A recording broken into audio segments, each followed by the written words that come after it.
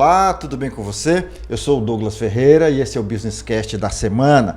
Hoje nós vamos falar sobre um assunto que diz respeito não só às empresas, mas também aos colaboradores. Vamos falar sobre saúde mental. Vamos falar sobre uma norma reguladora de número 1, que é a RN1, que embora seja bastante antiga, ela trouxe algumas modificações que entraram em vigor no dia 25 do mês de maio. Para falar sobre esse tema, nós trouxemos uma especialista, uma advogada empresarial, a jovem advogada Priscila Dantas, que está aqui comigo e eu estou dando um olá para você. Tudo bem, doutora? Olá, Douglas. Muito obrigada pelo convite. É uma honra estar aqui trazendo esse tema tão atual para o podcast. Nós é que agradecemos a sua presença e a gente entende que esse assunto é muito importante, doutora, porque ele vai mexer com a maioria absoluta das empresas e com os colaboradores, porque a gente entende que a saúde física é importante, mas a mental também. Exato. E tem muita gente adoecendo em função do trabalho, né? Exato. Então, assim, a norma regulamentadora, que é a NR1, ela é uma norma mãe, né? Ela já desde a década de 70 trazia as preocupações relacionadas aos trabalhadores no âmbito do trabalho. Então, inicialmente ela trouxe aqueles riscos físicos, os biológicos, os químicos, ergonômicos, né, os acidentes de trabalho, e agora atualmente, né, com a globalização, o advento da tecnologia, a exigência por essas cobranças, né, excessivas, trouxe também com ela o adoecimento mental. Então a gente começou a perceber um número crescente de ações trabalhistas com base em doenças psicossociais e também os afastamentos pela Previdência, né? E esses afastamentos, essas doenças mentais, elas é de terceiro tipo de afastamento mais comum no INSS. Pois é, isso que eu ia tocar agora. Nessa questão do afastamento, do atestado médico, um percentual elevado de pessoas afastadas por conta de problemas de saúde mental. Isso, exato. Tem um percentual, doutora? Olha, a gente não tem um percentual exato, mas estima-se que em média 25% a 30% de pessoas adoecem, né, no ambiente de trabalho, que são causas de afastamento temporário do âmbito trabalhista. Então, assim, é claro que nem toda ansiedade, nem toda depressão, ela vai ser desenvolvida no ambiente de trabalho. Então, por isso que as empresas precisam fazer esse planejamento e esse mapeamento para justamente afastar tanto esse passivo trabalhista que está sendo gerado por conta dessa falta de cuidado com os trabalhadores. Então, muitas vezes se confunde, né? Às vezes o colaborador ele já é ansioso, ele já tem uma doença pregressa, né, que pode ser potencializada pelo ambiente de trabalho. Outras não. Elas realmente adoecem por conta de gestores, de assédio, dessas lideranças que nem sabem que estão praticando atos e omissões frente a esses colaboradores. Vamos falar desses atos e omissões, doutor? O que é mais comum que leva o colaborador a esse adoecimento? Normalmente são metas inatingíveis, né? São cobranças fora do horário de trabalho. É um ambiente que estimula bastante a competitividade. São colaboradores que não têm o perfil para estar naquela função. É a falta de autonomia que certos colaboradores não têm para exercer a sua plenitude no ambiente de trabalho. Então eu diria para você, Douglas, que é muito fatorial. Por isso que é importante esse rastreio, por isso que é importante esse mapeamento. Como que eu estou incorporando esse trabalhador num ambiente que já é adoecido, por superiores que já não sabem que pratica esses atos de assédio, que vem a piorar essa condição de saúde mental do trabalhador. Quais são as doenças mais comuns? A gente tem visto, pelos afastamentos, né, da Previdência Social, a gente tem esse mapeamento de ansiedade, depressão e burnout. Esses são as três principais causas de afastamento ao INSS. Então, como é que a empresa pode entender que aquele ambiente é adoecido? O número de absenteísmo pela apresentação de atestados médicos, né? O presenteísmo, que às vezes o trabalhador ele está presente no ambiente de trabalho, mas está doente, né? E a empresa não consegue perceber, né? O número de afastamentos. Então, tudo isso são sinais de alerta que a empresa precisa ter e precisa ajustar o seu ambiente de trabalho, porque trabalhador que falta, trabalhador que está afastado, não gera receita para a empresa. Então, acaba que, se você olhar estrategicamente, tratar da saúde mental do trabalhador é também trazer um resultado positivo de receita para aquela empresa. Doutora, e a gente falou das doenças mais comuns, né? Mas é um leque, né? Isso. Agora, a empresa pode contribuir de que forma? O que diz a NR1, a norma reguladora, com relação a essas mudanças? O que a empresa vai ter que se adaptar? De que forma? Então, as empresas elas já trabalham com programa de gerenciamento de risco. É um documento que é elaborado, né, seja por um técnico de segurança, medicina do trabalho, que vai identificar quais são os riscos que aqueles trabalhadores estão expostos, como eu havia dito no início. No começo é um risco físico, né, que seria frio, calor, radiação. Um risco biológico, que seria fungos, vermes, vírus. Um risco ergonômico, que é postura, carregamento de peso. Riscos relacionados a acidentes, que você mitiga com EPI. Então, esse programa ele já existe numa empresa, o que ele vai ter que fazer uma atualização referente aos riscos psicossociais. Né? Quais são os riscos que a minha empresa ela favorece esse adoecimento mental do meu colaborador. Ela vai ter que apenas atualizar. A diferença é que não é só um técnico de segurança e um médico de trabalho que vai atuar sozinho nessas questões. É uma doença multifatorial. Então, eu vou precisar do meu RH, eu vou precisar do meu jurídico, eu vou precisar de um psicólogo, né? Então, é uma equipe multidisciplinar que vai ter que agir, identificar esses riscos e atualizar o seu programa de gerenciamento de riscos. Basicamente, é isso. A gente está falando de empresas com até quantos funcionários? A lei ela não coloca um número mínimo nem máximo de funcionários, né? O que a gente tem é que grandes empresas, obviamente, precisam, por questões de compliance, por participação em editais de contratações públicas, já tem essa modalidade inserida no seu ambiente de trabalho. Empresas pequenas e microempresas, normalmente elas não têm esses programas concretizados, né? E não é necessário.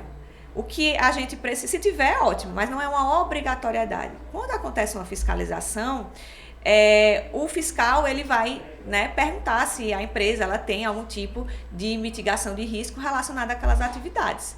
Mas ela não vai precisar do documento em si, uma pequena empresa ou uma microempresa, para se abster da aplicação de qualquer penalidade. Ela precisa apenas que seja identificado.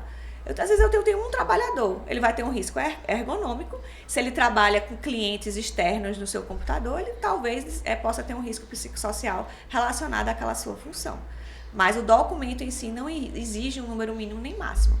É como se fosse uma boa prática empresarial.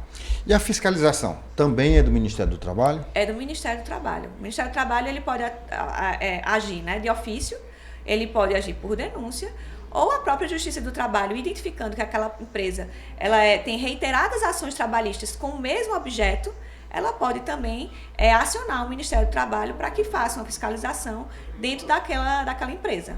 Porque o passivo trabalhista relacionado à mesma causa é muito foge de um pouco da normalidade. Então, a Justiça do Trabalho também pode atuar como chamando o Ministério do Trabalho para fazer algum tipo de fiscalização. Como a gente já colocou aqui, essa norma está valendo desde o dia 25 de maio. A fiscalização, as empresas já estão sendo fiscalizadas ou estão à disposição para fiscalização. Que tipo de penalidade elas podem sofrer caso não cumpram essa norma?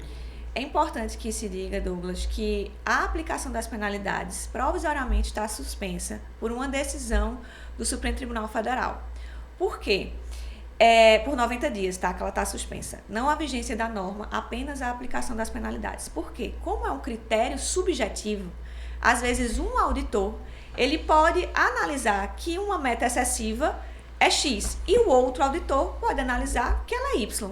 Então, como não há um padrão, né, nessa avaliação desses riscos psicossociais, o ministro entendeu por bem suspender a aplicação das multas, que pode ser uma advertência, uma penalidade pecuniária, é variável, né? Precisa ter uma dosimetria, né? Se a empresa ela é reiterada naquelas condutas, já sofreu por muitas fiscalizações e não se adequa. Então, o ministro entendeu por bem suspender, convocou uma audiência prévia de conciliação para que Ministério do Trabalho, empresários, empregados e outros interessados possam juntos construir objetivamente o que seria esse risco capaz de gerar uma penalidade na empresa. Porque eu posso achar que uma meta é excessiva, um outro auditor pode achar que não. Então, como é que a empresa vai saber que ela está adequada ou não? Então, por isso que as penalidades por 90 dias, até o julgamento dessa cautelar, elas estão suspensas. Doutora, toda norma, toda inovação, toda novidade, né, causa sentimentos e manifestações prós e contra. Tem gente que acha que essa norma é mais uma terceirização de responsabilidade para o setor privado. O que a senhora diria para quem pensa assim? Olha, a gente tem visto e acompanhado, né, por conta da tecnologia, da viralização de conteúdos, que muitos grupos estão entendendo essa norma como se a empresa fosse responsável pela felicidade do empregado. Que agora a empresa vai ter que ter sempre aquele empregado feliz e produtivo. Na verdade, o que a norma vem buscando, ela vem espelhando uma realidade mundial, que é o agravamento das doenças mentais ocasionadas e relacionadas ao ambiente de trabalho. Então, eu acredito que a norma ela é positiva, no sentido de que temos sim que cuidar desses colaboradores se queremos resultados e receitas positivas dentro da nossa empresa. Então, eu acho que está tendo uma interpretação errônea, equivocada e antecipada sobre a aplicação da legislação no âmbito trabalhista. Se o funcionário ele fica temporariamente afastado pela Previdência ou se ele falta com frequência, a empresa precisa entender que há um erro que precisa ser corrigido. Então, muitas vezes, o colaborador ele apresenta vários atestados, né? 2, 3 dias, pede que seja realocado para outra função. Os laudos psiquiátricos e médicos indicam que a pessoa não tem perfil para exercer aquela atividade e a empresa continua mantendo aquele trabalhador exposto àquele risco. Então, isso vai gerar, sem dúvida, um débito e um passivo trabalhista que a empresa não gostaria. Muito mais caro do que você fazer uma reestruturação interna relacionada à saúde mental. Agora, assim, independentemente dessa norma, já havia um grupo de empresas no mundo todo, inclusive no Brasil, que já tinha essa preocupação, né? Salvo engano, eu vi li alguma coisa relacionada, por exemplo, às empresas aéreas, que já tinham há muitos anos, talvez desde sempre, essa preocupação com a saúde mental. Por quê? Porque um piloto, por exemplo, não está cuidando só da própria vida, está cuidando da vida de dezenas, centenas de pessoas. Perfeita a colocação. A preocupação com a saúde mental ela não é nova, né? A gente vê que o tema era tratado em outras normas regulamentadoras, porque tem a RN1 e tem várias outras NRs que advêm da NR1, que tratavam de forma esparsa sobre as questões mentais. O que a NR1 fez foi consolidar, né, no seu próprio instrumento, para que agora não vai ser só uma norma regulamentadora relacionada à aviação, que deve ter essa preocupação. Hoje, todas as empresas, independentemente da sua área de atuação, ela vai precisar, sim, olhar para esses riscos. Então, ela trouxe um núcleo duro, agora, necessário para todas as empresas, e não para nichos e atividades específicas. O que a senhora diria para as empresas que ainda não perceberam essa vantagem, digamos assim?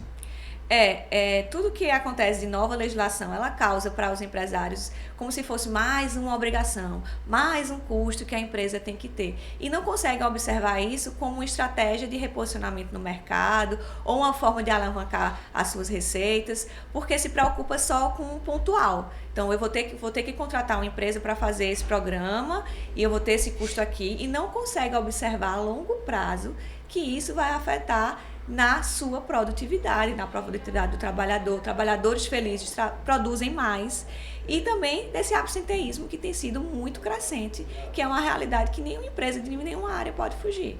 Então, o que eu diria para essas empresas? Ter um olhar a longo prazo, ter um olhar médio e longo prazo, porque isso vai refletir, sem dúvidas, no final, o que é que todo empresário espera, que são receitas e produção. Então, eu acho que a lei ela pode ser um gatilho para mudar a sua estratégia empresarial.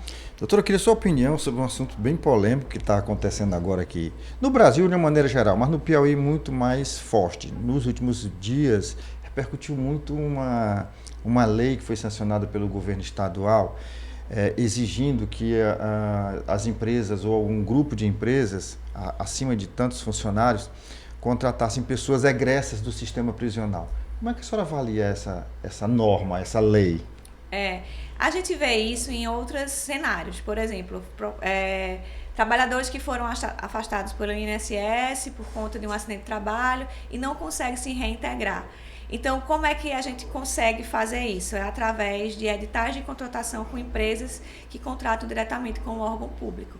O órgão público ele pode fazer essa exigência, né? E você, enquanto empresa, se você quer ter aquela relação com aquele órgão especificamente, você vai ter que submeter. Porque isso vai interferir exatamente nessa contratação de serviços e de obras e tudo, né? Aí também a gente esbarra na questão da fidúcia, né? Porque dependendo do crime que essa pessoa praticou, alguns cargos são incompatíveis. Por exemplo, eu não posso pegar uma pessoa que foi vítima, que praticou um homicídio, um assédio, colocar para trabalhar dentro de um ambiente hospitalar com pessoas incapazes provisoriamente. Vulneráveis. Então, assim, essa relação ela precisa ser analisada e estudada, mas essa exigência não é ilegal, né? Você participa desse processo de contratação junto ao órgão público, se assim fizer parte, né? Se for interessante para a sua empresa. A senhora falou que as penalidades estão suspensas por 90 dias e voltam a valer a partir de quando? Tem ideia? Na verdade, foi deferida uma medida cautelar. A cautelar vai durar 90 dias. Depois que acabar esses 90 dias, o ministro ele vai julgar o mérito da questão. Ou prorrogar essa? Prorrogar. Por isso que ele convocou essa conciliação inicial, para que as partes cheguem num consenso de quais são esses critérios e assim ele possa decidir objetivamente se vai manter a suspensão, prorrogar por mais 90 dias, ou se realmente eles vão conseguir chegar num consenso para que esses critérios sejam estabelecidos na norma. Doutora, nós estamos chegando aqui ao final, eu preciso dar um recado aqui, a senhora pode tomar um pouquinho de água. Eu quero me comunicar aqui nesse momento, conversar com os nossos internautas. Se você recebeu esse link de alguém e você ainda não é inscrito no nosso canal, a hora é agora, viu? Então você faz a sua inscrição, você aciona o sininho para receber as nossas notificações e nos ajuda a compartilhar. Como é que você faz isso? Você manda esse link para todas as pessoas que você conhece. Manda para o WhatsApp da família, do trabalho, o WhatsApp da igreja que você comunga, da associação de moradores do seu bairro ou do condomínio onde você mora. Manda para todo mundo, porque todo mundo precisa saber um pouco mais sobre essa questão da RN1, essas exigências que essa norma traz, que já estão em vigor, e é importante por quê? Porque nós estamos falando de saúde mental, e todos nós, de uma forma ou de outra, podemos estar sofrendo algum tipo de pressão dentro da empresa, e isso reflete na nossa vida e também na vida empresarial. Quero também mandar aqui um alô para as empresas e instituições que nos apoiam, que entendem que o setor produtivo precisa ter um canal de comunicação direta com a comunidade. Então eu quero mandar um alô aqui para o pessoal da Estrada Mob, que é uma empresa genuinamente piauiense, especializada no transporte de colaboradores para grandes grupos empresariais e que já atua também muito forte no Maranhão, sobretudo no setor ali na região dos Cerrados, no pessoal que produz soja, nas grandes fazendas dos Cerrados do Piauí e do Maranhão.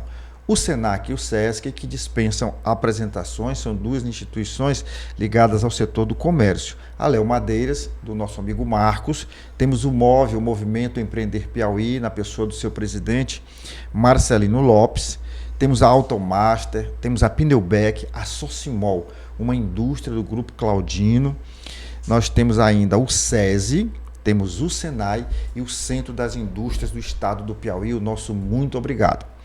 Doutora, estamos chegando ao final. Está gostoso a nossa conversa, a nossa palestra aqui. Eu costumo dizer que aqui não é entrevista, né? Aqui é um bate-papo. É uma conversa informal.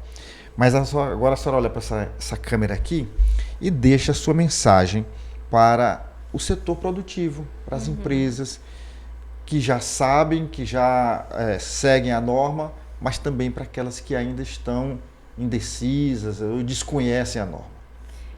Eu preciso deixar aqui como mensagem, né, que a NR1, como eu havia falado anteriormente, ela pode servir como reposicionamento estratégico. Então, se você, no seu campo empresarial, decidir por fazer o programa de gerenciamento de risco, que você não faça aquela invernizada no seu programa, que você efetivamente contrate uma consultoria ou você estabeleça um núcleo interno da empresa para fazer essa aplicação e esse gerenciamento de risco de forma assertiva. Não é só aplicar um questionário, você precisa trazer essa informação para os colaboradores, você precisa abordar o tema com o seu público e só então você vai poder aplicar o questionário, identificar esses riscos, planejar, implementar e revisar. É um programa, então ele é dinâmico. Você não vai fazer uma vez e ele vai ficar na gaveta para quando você for fiscalizado pelo Ministério do Trabalho. É um programa que precisa de atualização, até porque novos cargos são inseridos, a empresa muda de estratégia. Então é preciso que você entenda que os riscos também eles são passíveis de mudanças. Hoje a gente tem uma ansiedade, uma depressão, um burnout. Daqui a alguns anos a gente pode ter o desenvolvimento de outras doenças mentais. Então eu entendo que é uma norma necessária, importante, que vai ajudar os empresários a manter o seu nível de produtividade alto, porque vai afastar o absenteísmo e o afastamento por doenças, né, aí pelo INSS. Perfeito. Eu entrevistei aqui a doutora Priscila Dantas, advogada empresarial. A gente sabe, você sabe também, que toda semana nós temos um episódio novo. Semana que vem eu conto com você. Obrigado, doutora. Obrigada e até a próxima. Tchau. Tchau.